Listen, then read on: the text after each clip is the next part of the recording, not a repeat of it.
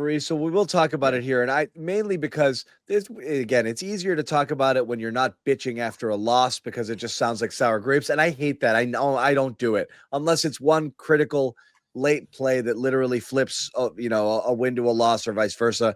And that's that.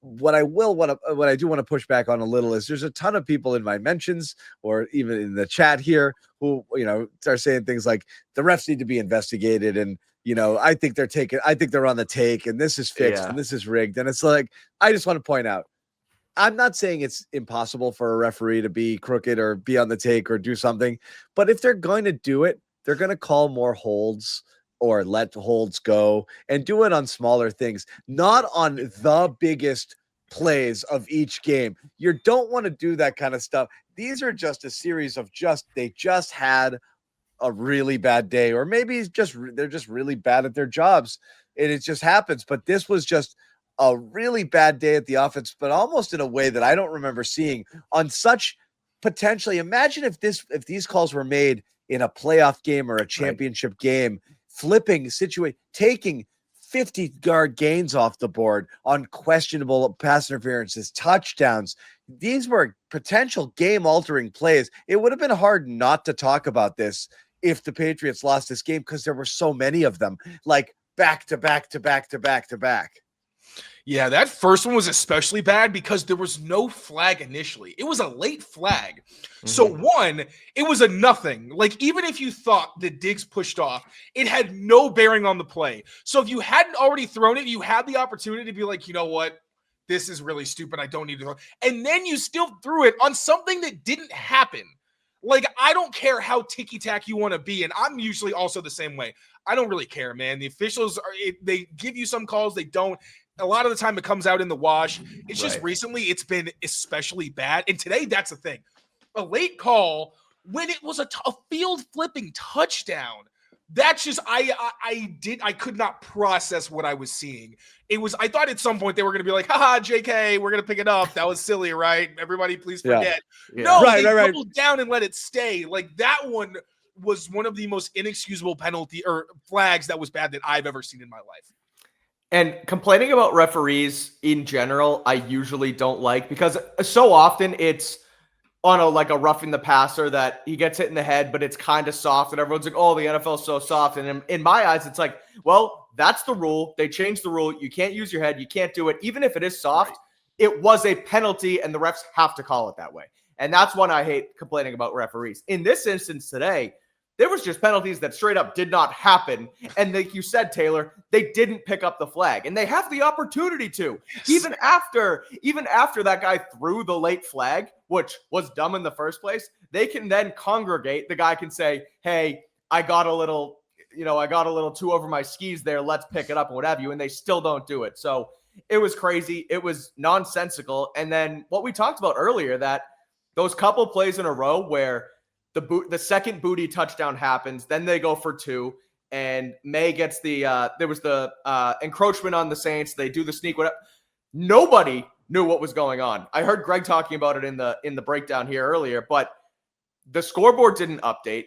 The NFL statistician website wouldn't update, right? No, so it was online. Online, it still had a 20. ESPN. So then I thought Drake May was. At one point, I was like, wait, is this a touchdown, or was Booty down and is Drake trying to sneak it in for a score? I had no idea at home. I was like, I don't know what's going on. The announcers don't know what's going on. Nothing's updating. The refs aren't saying anything. And at one point, I thought that Drake May and Mike Vrabel didn't even know what was going on. Not because they had it wrong, but because the refs had it wrong. So the whole thing was so screwed up from top to bottom in so many different aspects. It was an embarrassing showing from that referee group today. And then the bad makeup calls, too. Like the Kyle Williams one. I was like, bro, I understand makeup calls. Find something else. Like you said, call a hold.